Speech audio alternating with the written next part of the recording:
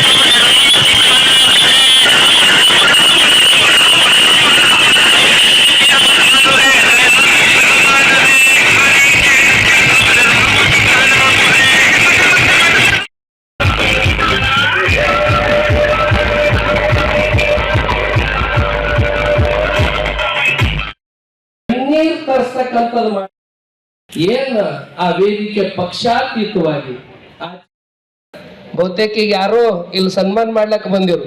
ಈಗ ನಂಗೆ ಮಾಡ್ತಾರಂದ್ರೆ ನಾವು ಚಲೋ ಬೆನ್ನು ಕೊಡ್ತೇವ್. ಅವ್ರಂದ್ರು ನನಗ ಸನ್ಮಾನ ಮಾಡೋದು ಬೇಡ, ನಮ್ಮ ಭೂವಿ ಸಮಾಜ ರಾಜ್ಯ ಅಧ್ಯಕ್ಷ ಬಂದಾರ ರಾಮ ಇದೆ ಅಂತ ಪೂಜ್ಯರ ಒಂದು ಸಂಕಲ್ಪ, ಅವ್ರ ಕಳಕಳಿ, ಕಾಳಜಿ ಮತ್ತು ಎಲ್ಲರ ಕಣ್ಣೀರನ್ನ ತೋರಿಸಿ ಕಣ್ಣೀರನ್ನ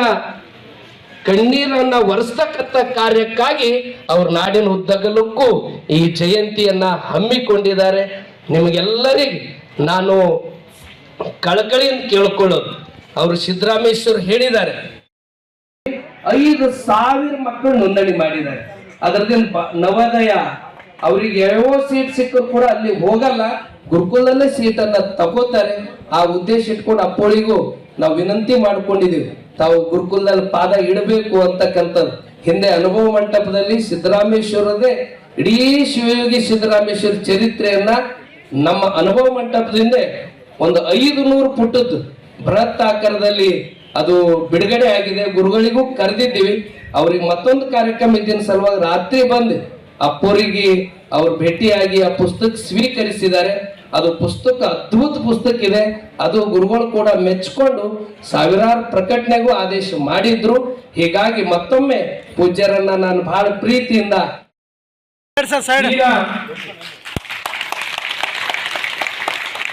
ಹೈದರಾಬಾದಿಂದ ಬಂದಿರತಕ್ಕಂತ ನಮ್ಮ ಕುಲ ಬಂದವರು ಶ್ರೀ